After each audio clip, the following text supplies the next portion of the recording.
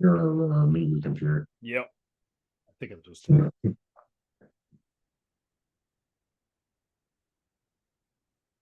Can you hear me? Yeah. Yeah. All right, cool. I'm doing well, Good dude. start. Doing well.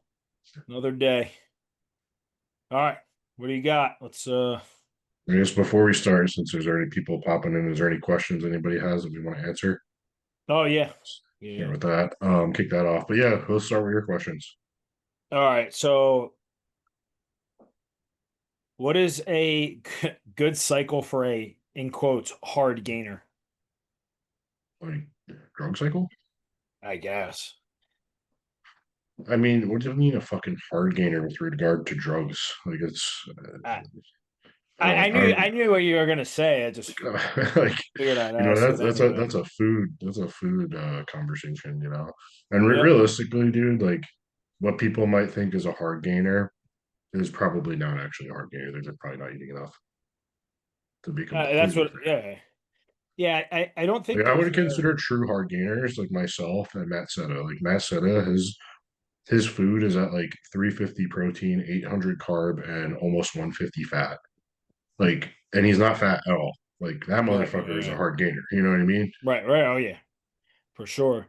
I was gonna say when it comes to like the whole term hard gainer, I I don't really think that we should group drugs and PEDs in this situation or in that question because there's a few things, number one, that the individual is probably not doing, right? Number one, they're definitely probably not eating enough, which most people probably aren't doing. And I always like over the years was here, you hear people saying, "Oh, well, I eat all day long," and then like when they tell you what they eat 3 times per day, and they're probably only eating 1,500 calories. So they're probably not eating enough. And number two, they're probably not even in a sensitized spot to even be able to handle food to grow. So a lot of people just focus when they're bulking. And that's why most of the time I hate that fucking word because people rely on the scale number too much. And if they gain a pound, they think, oh, they're growing. And that's not the case, you know? So I don't think hard gainer and drugs should go hand in hand.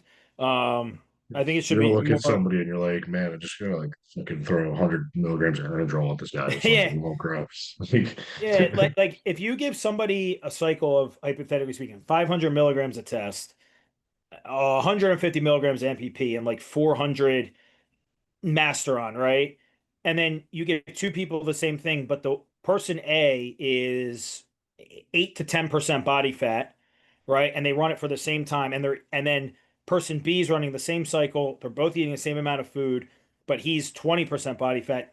By the end of that 16-week cycle, guarantee the guy with the 8 to 10% body fat's going to grow more, and that's the same cycle, same amount of food, everything, and we'll say they're the same weight.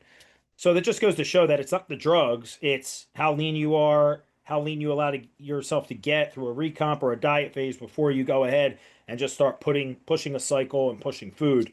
Um, yeah, so that's exactly that whole thing that Steve summarized is exactly like the strategy that I take when I get a new client, right? Unless this person's absolutely. like rebounding out of a show or like they're already super lean, like even if they're a decent body composition, well, if I get kicking labs right out the gate, that's optimal. But either way, I'm likely going to start pulling them into a deficit to get them to a state where like they're pretty lean, where it's like, all right, I know I can see everything on this guy's body. I know what his or her body. I know what their weaknesses are now in terms of their muscularity, and they're in a state where they're likely going to be hypersensitive to food. So start slowly reversing them. I mean, that's when you really start getting some serious progress out of new clients. Absolutely. Yeah, for sure. Good question. It was a silly, I guess, if we were understanding it correctly, it was kind of a silly question, but it turned into actually a really good conversation. Yeah, for sure. Um, Next one I got. What is a good alternative to PEDs for muscle growth in women 35 plus?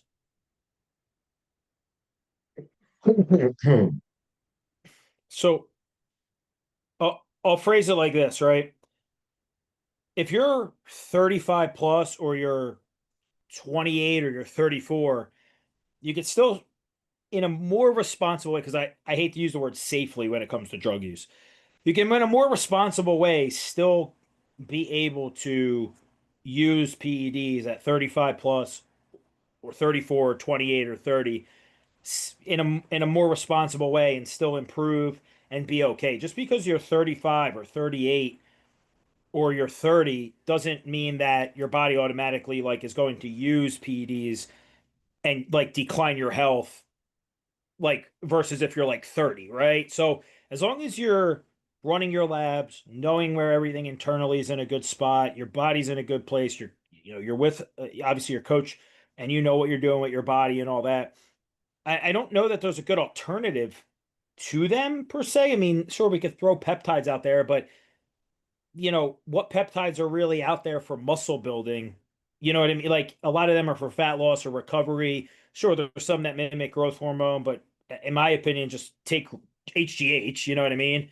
But I think if you're over 35, you can still, in a more responsible way, use PEDs, and they're still very prominent in the sport, right? And be just fine. You know what I mean? I don't think you need to look for alternative. It's not like if you're taking cycles at 34, as soon as you turn 35, you're like, I shouldn't do any PEDs now, right? As long as you're doing them in a more responsible way and your blood work is checked and you're okay, I think that's obviously number one. But I don't think there's a good alternative. You know what I mean? I mean, you either do PEDs or you don't.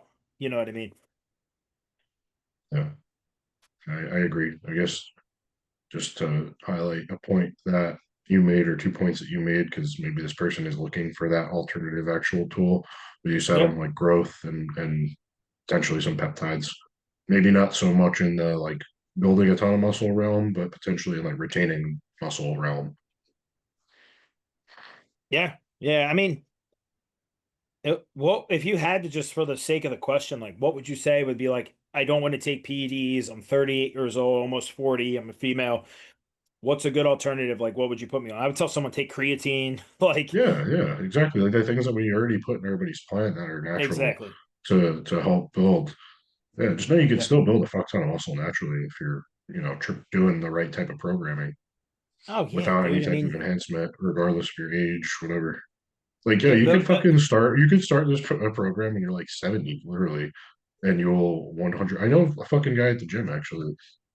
He uh he turned 80 this year, and he only started working out like he said like 3 years ago. And I'm not even kidding you. This guy's got completely separated arms, like shoulders, it's crazy. chest, shoulders, triceps, biceps, like legit. I'm like, Jesus Yeah. Christ, Russ. I'm like, you're a fucking animal, dude.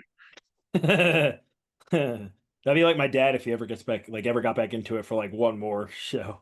He will after he retires. He said he might. I'm like, Dad, you're crazy. You're gonna be almost 60 years old, 70 years old. It's nuts. He'll make it work. Yeah. All right. So I've got some other questions now that these are like way more in depth. And like three of them came from the same person. So Let's have all right. yes, Russ. All right. So how do you guys manage insulin sensitivity during an off season or growth phase to keep nutrient partitioning high while minimizing body fat gain? Do you use diet strategies, more or less cardio, or specific supplements and or PEDs to support that? So actually a really in-depth good question. Yeah. Can you give me that very scientific term that they wanted to throw in there? Nutrient partitioning. Oh yeah, fucking nerd. All I right. feel like So what was that website do when we first got Elite FT, was it Elite FTS? Remember with what was his name? Tom Thibodeau or whatever? It's where John Meadows started. oh yeah. But that's Yeah, like in what they would Ohio, talk yeah. about. That term made me think of that. Like Oh yeah. Oh man, those were the fucking best. I listened to like every single one they of were those the podcasts best. with The him and Dave best. Tate. Yeah. Anyway, no, really fucking solid question. Actually, I'm joking, calling them nerd. Great.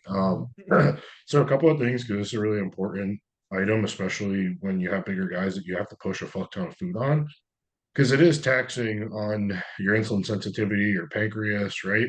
As you're constantly fucking blasting it. So a couple of things, starting with like the natural route. You can use like a DHB or berberine, a pretty significant dose of that to help manage, blood glucose and your insulin sensitivity. Metformin, that's actually a drug, but it is like one of the best ones out there. It's given to diabetic patients, and this is also going to help with nutrient partitioning and a whole bunch of other stuff. It's actually a fucking fantastic drug. Beyond that, other things like insulin, Humalog, pre and post workout on some of your higher carb meals, and then potentially like Lantus for a longer acting. If again somebody's really just blasting food all fucking day, that's from like a supplement and drug perspective. But more importantly, it's keeping their body composition in check by doing mini cuts throughout growth phases. So my strategy always keep people relatively lean. I mean, this is the same strategy as Steve has, obviously. We keep people on the leaner side in their off season, and then we'll get them to a point where it's likely, we're having them check their blood glucose, we're noticing that might be going up, or we're just pushing for really long. Their appetite is starting to come down to a halt. They're taking a half hour to eat their meals, right? Then it's time to do a mini cut, bring them back down to, I don't know, anywhere from like a 12 to 8 week out type body composition, right? Probably closer to that 8 week out look, in my opinion. And then we start reversing them back up again because that insulin sensitivity is now back. You gave that pancreas a break. You lost some weight. Your body composition is better, and that's basically the dieting strategy to keep people's insulin sensitivity in check. Yep. Yeah, I second all that. I think too, obviously, just because they asked about some different, like you said, diet strategies, right? If, just to like even dive in a little deeper, like there are some individuals where like they can push food for only like a good 8 to 12 weeks before they do start to dip down on insulin sensitivity. Like their lower stomach will start to add the fat, their waistline, and they might need like a good 25, 30, 40% reduction in overall calories for like a quick 4 weeks, reset them, and then you go back into pushing. Whereas there are individuals where you could push food with them and their glucose, is in the 70s, 80s, and maybe low 90s. Yeah, for a good 6, 7, 8, 9, 10, 11, 12 months. Dude, Sure. I And then not to interrupt, but on that note, I got my labs last week, and like I just yeah, had to get it tell me. during the day because I do not have time in the mornings. Yep, Um, and I had 100 carbs on my way there. And obviously my insulin was like high because I was producing of it, course. but my blood glucose was 70. Yeah, it's And I I've mean, been pushing the food for a little while now, actually. right, So I right. was actually So pretty like impressed. prime example, right? With just everyone being so different.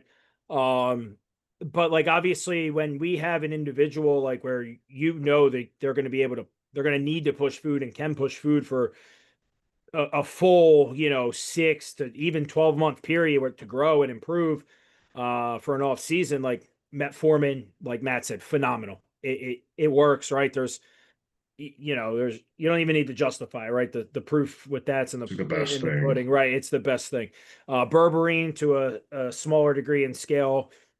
Things like insulin, like Matt said already, Humalog, Lantus for somebody who stays leaner. Um, but more food. But then there's individuals where like they might never even need to touch a Humalog or a Lantus, and they can literally, like I said already, only push food for 3, 4 months before they need to Yeah. back down for a month or two, and that's okay Dude, too. I'm so sparing on my insulin use with clients. Like I may have maybe like 3 guys that I've even used it with because of, Yeah, that yeah. reason, right? They just need that much food. I mean, I think probably at the same. I think maybe 3 or 4 people. Yeah. You know what I mean? It's definitely overused for sure. Yeah, I mean, like Yeah. with someone like Brandon, I'm using it for the first time now, and it's simply because from a metabolic standpoint, I need to feed him more carbs, simply so we are in a good pulling spot for prep because Yeah. he doesn't handle carbs well at all, as we know, and that's just his genetic limitation. Which I mean, if that's like the worst genetic limitation he has, look, the fucking dude's ability to add muscle is like unreal, but I mean, it's give and take, right? Again, with somebody like that, it's give and take. Like, would you rather the ability to be able to eat 500, 600 carbs, stay hungry for most of the day, and be able to house that for a year straight, or literally have to diet on no carbs to get in shape and an hour and a half of cardio? So it's give and take, like I was saying. But with him, I'm using it for the first time now, and I'm not using much. I'm using literally 15 units of Lantus in the morning, and I'm using 5 units of Humalog pre and post, and that's it. It's like And almost exactly what I'm doing with that. it's and and I'm doing 500 metformin in the morning and 500 before bed, and we're keeping his glucose in the low 90s. He's eating about 500 carbs a day. It's a But lot I, for I him also too. I I, know. I also have him carb cycling. I got him at 3 days of 500, 2 days at 350, and then 2 days at 150. Nice. Yeah, and his fats are higher because I don't know. He's a dude's body could just suck fats in and be fine. But just to what we are talking about, just some different diet strategies. PEDs, I mean, I don't really, I'm not really gauging. I mean, ideally with to PEDs to support the diet strategy, I guess they asked. I would more or less say I want that person to be in a really good, sensitive, a leaner spot when we do start a cycle. You know what I mean? Just so everything is synergistically working together, obviously. I don't want somebody like 6 months deep into blasting food be like a month or two away from us needing a little bit of a diet break for a good 8 to 12 weeks and then starting a cycle. I'd rather wait, use just a calorie deficit, some more steps, some cardio, and just a means of burning calories off. Maybe throw in some retatrutide, maybe some injectable L-carnitine, lean them out a little bit, and then just wait to push the cycle when we can blast the food and start the cycle. You know what I mean? We just have everything from an anabolic perspective come together at one time. So, and that's what I have to, I'm sure you too, man. We have to tell clients like people want to just they're so eager to get on cycle. You know what I mean? There's always those individuals, and it's like, listen, if you're overweight and you got a lot of body fat, just bite the bullet, do the right thing to be able to your body to utilize the drugs more at the end of the day. So, um, yeah, it was a good question. So I got a drug question. When you guys are setting up PD protocols, how do you how do you select the compounds and dosages for a client? Is it based off of their past experience that they communicate to you, their blood work? Because I know that it's drugs are not a one size fits all. Really good question. This Same was the guy. same. This was the same person. Yeah. Yeah, I was gonna say same guy. I assume. No, this wasn't even a guy. It was a woman. No, Yeah. same gal then. Yeah, it's pretty they're good questions though. Yeah. So basically, the question was, okay, how do we go about structuring a cycle? What type of things we blah blah blah. So yeah, I mean, well, number one, if you have client feedback, that's invaluable, right? Yep. Because how oftentimes do you get like a more experienced client, maybe they got a couple of seasons under their belt, and they're just like, yeah, dude, like I've had a really bad experience with Trend. Like I tried it a couple of times and it makes me not sleep. I rage out. I don't want to touch it, right? Or Right. anytime I touch any NPP, my nipples get sensitive. So you got to know, hey, if we do opt to run that, we're gonna have to use some caber, right? Right. To counteract that prolactin. Or maybe same thing with tests. Oh yeah, I feel really great on 500 tests. The second I go above it, I start aromatizing like crazy. My cholesterol is usually out of whack already. So I'd rather Yep. not because I don't want to have to throw more AIs at it, right? Like shit like this. Right. So that's definitely the number one thing from my perspective. um, yeah, I'll pause there. My light just glitched out. Um, yeah, I was wondering what that was, but yeah, I Yeah, guess I glitch. wanted to see if you had anything else to add to that before anything else. Yeah, no, I completely agree in terms of like, touch on the client feedback. I mean, if somebody's new to it, obviously, you know, Matt and I are going to just take our knowledge and experience and obviously their lab work and run with that and obviously start them, at a very a more moderate spot and because then we're going to start to get that feedback, right? And you're going to start to learn. So it allows us a lot to take notes and kind of even mental notes, to really know like, okay, this individual we started them at 400 tests and 4 weeks in they're saying they feel great. We're not getting any nipple sensitivity or anything like that. They're not, noticing like any type of mood, decline or anything like that, where we would really think like prolactin's high or estradiol's too high or too low or whatever. So, um, You know what I just so realized is like we're just kind of going on about this like it's fucking every coach should know this, but this is actually kind of like, now that I'm thinking about it, it's a little bit more in depth than I'm realizing, and I think you are as well. Because I'm even thinking about, I have a client, so he hasn't really touched a whole lot of compounds, but he's competed quite a few times. Good competitor too, like national level guy. And when he first started, well, he's always been light on the compound. So when he pushed into an actual like cycle, it was just 300 tests and like 150 primo. Then when he upped the test to 400 and the primo to 300, then he started to get a little bit of nipple soreness, right? Going on, getting a little bit of joint soreness later in the cycle. So I'm like, all right, I'm going to try to add a little MPP. Knowing that he had a little nipple soreness when we bumped up the test, I'm like, all right, let me just start him on 10 milligrams a day. So he's just doing 70 a week. It's super level. It's not peaking or valleying at all. And I'll assess if we're gonna have to implement a caber or anything like that. But like starting at a lowest effective dose like that in a situation where you already know somebody's had a little bit of gyno from other compounds, they're susceptible to it. Like, I feel like a lot of people don't think about these things now that I'm thinking this deep into it. But that's kind of, that's the type of shit that me and Steve do. It's so person specific, right? Yeah. Yeah. I mean, yeah, now that you're mentioning it, I guess, I mean, it is in depth, you know, um, but, you know, you start lower, like I was saying, with like a new client, if it's their first time touching anything, and like if we go ahead and just blast you at 750 tests, like we don't know what that, and 300 MPP and 600 master, we don't know what's doing what. So also too, another thing, is obviously having lab work prior to, even if it's like your fifth cycle, 10th cycle, or first, because if you're already going into a cycle with like high prolactin, why the hell am I going to have you take MPP?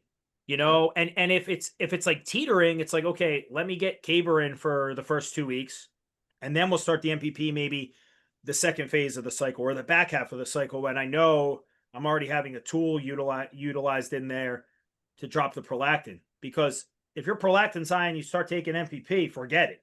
You're probably going to be leaking out your nipples within a month or maybe even a week or two.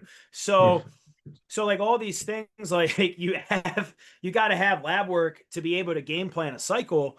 If your estradiol is low, everybody thinks like as soon as you go on cycle, you need a Arimidex, you need a Romacin, but that's not the case. You don't know if you need it unless you know where your estradiol's at. And again, things like Caber, with prolactin. If you're going into a cycle and your test is 700, right, on lab work, right, your free test is 700, and your estradiol's 25, I'm not putting you on a Arimidex at half a milligram twice a week because that's what the forums say, right? Like it doesn't make any sense, right? I'm gonna push your test up, and then maybe a month I'm gonna say, okay, we're starting at 4,500 tests. Like, okay, I know your test is going to go up, and your estradiols and your estrogen's going to obviously convert and go up a little bit, right? But I'm okay if your estradiols at 50 or 60 or 70 during a cycle. People don't realize you need estrogen to a certain capacity to even build muscle, right? So I'm not, all this stuff has to go into play. Like people think it's just as simple as, hey, coach, I sent you my lab work, and they're going to get a cycle back in 2 minutes. Like a lot of shit. Like there's a lot of moving parts. Imagine like having a puzzle that's 10 pieces, but you only have like six. Does that make sense? Like how the hell can you finish the puzzle if you don't have all those pieces? You know what I mean? So a lot goes into it in terms of like how to plan a cycle. So these are Question. these are two really in-depth questions. You said I had a third as well. Yeah. Okay. So this was from a different person. So this was about like prep and being flat. So as a competitor gets deeper into their contest prep, and they start to really flatten out, how should a coach decide whether they need to push that athlete harder to become more conditioned or pull back to keep them a little bit on the fuller side and rounder? Another really good question. Okay, so it's going to be a matter of feedback and how long has this person been flat, right? So it's really important to note the progress in the gym, right? The performance in the gym. Because if that starts going in the complete tank, then we have a problem. Because if you can't train hard and prep, you're not going to maintain your muscle tissue, right? And I 100%. will comment that you are absolutely, if you are on an optimized program with a coach like Steve Rai, you are absolutely building muscle in prep if you're taking PEDs, 100%. So I purposefully said maintain muscle because there is going to be a point in prep where you aren't building muscle, right? You're just maintaining what you No. have, right? But yeah, so that feedback is going to be really important, like honest feedback from clients. Like I'll have a couple of tough guys on the team, and like sometimes I have to be like, no, seriously, dude, like tell me how you're feeling. Like I know I've been fucking Yeah, pushing yeah. you. Tell me the truth, right? That of course, if this person is flat and we've been pushing hard, it's like how much weight has this person actually lost over the past few weeks, right? If it's like a significant amount and they're pretty flat, like okay, yeah, it's probably time to ease back a little bit, bring them back to life, and then start digging again, so that we don't completely put Yep. their metabolic rate in the fucking shitter and put us in a spot where it's going to be impossible to fill you back up, because you can Yep. absolutely do that. Then of course, where are you in the prep, right? If you're doing like an initial push phase and you're really pushing hard in the beginning just to try to get a good, you're moving in the right direction, you can afford to stay flat in that phase for a little Oh while yeah. before you start losing any type of, performance or even muscle tissue at that, just because you are so big, you've been in that surplus for a while, right? Versus if you're doing that in the final stages of a prep and this person's just pushing for that last couple of percent on their condition, that's when you got to be hypersensitive to being like, all right, I'm at this point, I'm feeding this person, two to three times a week or whatever it may be, or like one huge refeed and little ones after this, right? Like that's when you really need to be on top of it. So that's my perspective. Yeah. Yeah, absolutely. No, I agree. 100%. You know, again, it kind of goes back to like I feel like all these questions, every time we answer a lot, 9 out of 10 questions always goes back to obviously feedback, right? And the coach obviously listening to the feedback and taking it and obviously doing making the best call or the best move for the individual. But there's cases like I mean, went through it with Jackie, right? Where she went 3 weeks without a high day. And I mean, was it something that I thought I was going to need to do? No, but to that word feedback again, you got to run with feedback. And as a coach, you can't be scared to even if you have to ask the athlete for pictures every day, fuck it.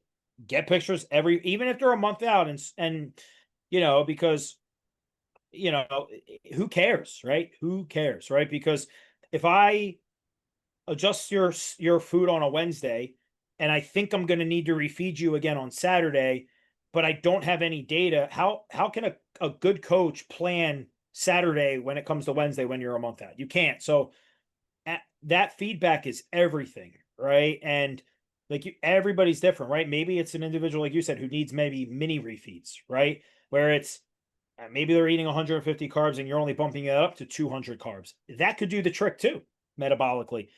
Where there's other individuals like you who you fucking need 1,000 grams of carbs over 3 days to just even put on 2 pounds of fucking water. You know what I mean?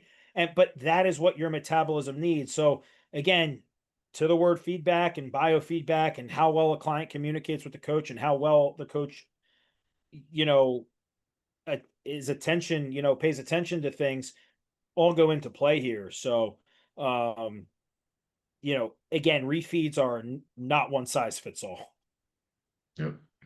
I mean, some people you can push a little bit fuller, whereas and they're still dry to the bone. You're a good example of that, right? Matt said a good example. David, good example. You guys could eat 2,000 grams of carbs and still be fucking dry as the desert. You know what I mean? And that's with minimal diuretic usage, right? So Yeah, whereas like basically none. yeah, We right. only So ever and did. that You and I only ever did for junior nationals. We did like maybe 1/8 of a design, maybe twice. yeah, yeah, and you're peeled, but like and you're full. But again, there's some people where like you would only gauge that and say, listen, you're going to need an eighth or a fourth total of a diazide over a day or two span to get dry. But in terms of fullness, I'm only pushing you like to 80% fullness because you got enough muscle where if I spill you over, you're going to lose the lines. And a good coach and a good athlete will communicate with each other what the game plan is. I want you partially full, but not blasting full because you have enough muscle where you're going to probably be the biggest one on stage. So now we can just play to the strength of detail and lines. versus somebody who might be 10 pounds under a weight cap. You get peeled and inside out, but you might have to play the full game, like you said, dude, there's not one size fits all for any of this, which is what makes it so cool. Yep. So that's what all I had. They were good questions though.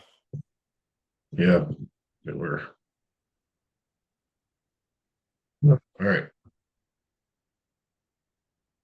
How to explain to your spouse who's not into bodybuilding what it's going to be like going from like a off-season push phase into a prep. How to explain to them or like what to say? I guess so. Um, so it's obviously going to be a lot more strict, right? Date nights or cheat meals or going out to this event or party or a wedding. Like you're not going to be able to eat. You know what I mean? You're going to have to bring Tupperware. People are probably going to look at you. What the hell's wrong with this individual? Um, that would be the biggest thing. And then obviously a forewarning on, hey, when this individual gets cranky, hungry, tired, they're literally running on like brain fumes, kind of find that happy medium, knowing like, okay, hey, listen, this is new to both of us. I'm not in the best place right now to talk or would spend time together, converse, and just like kind of know that sometimes like you going on one end of the apartment or the house and on the other end is probably what's best to avoid any type of conflict or argument or whatnot. Because I mean, everybody gets like that in prep to some extent. When you're that lean, if you're in true shape and there's hormones involved and whatnot, I mean, sure, you can control it, and as you do it more, you get better at controlling that to a certain extent. But you're going to have good days and you're going to have bad days, and kind of navigating the bad days together. I would tell your significant other is what's really important to make sure you kind of get through it, and also so they don't stress you out too, because at that point you don't need any more stress. You know what I mean? Yeah, agreed. Okay, what does a starting diet look like for a new client? 1 to 1.5 grams of protein per pound of body fat, 1 carb to 1 pound, sorry, to body weight, 1 carb to 1 pound, and half a gram of fat to a pound body weight. Like they're asking, is that how we structure our new clients' diets? Say it again. How do we structure a new diet? Yeah, like what, like how are you structuring your new client's diet? And then they provided their example of those macro ranges per pound of body weight.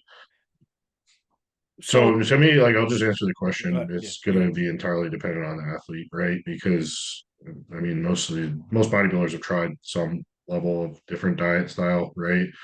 But knowing if they have a sense of what works for them. But generally speaking, it's going to be like, how much muscle does this person actually have? And if we're talking about like lifestyle or somebody just getting into it, it's like, yeah, how much muscle do they have? But like, what is their body composition? Like, what is the goal at hand? But yeah, it's entirely specific to who I'm working with at that point. But my general like strategy going in is going to be a higher protein, higher carb, lower fat diet, carb cycling, all that jazz. Yep, yep, yep. Yeah, yeah. No, I agree. I mean, if somebody comes to us and they're leaner and have more muscle, they're going to be eating obviously more protein. They're going to be able to handle more carbs off the rip. So they're going to be able to maybe handle a little more fat. So somebody comes to us and they have more body fat, and we want to recomp them or diet them down a little bit for the first couple months.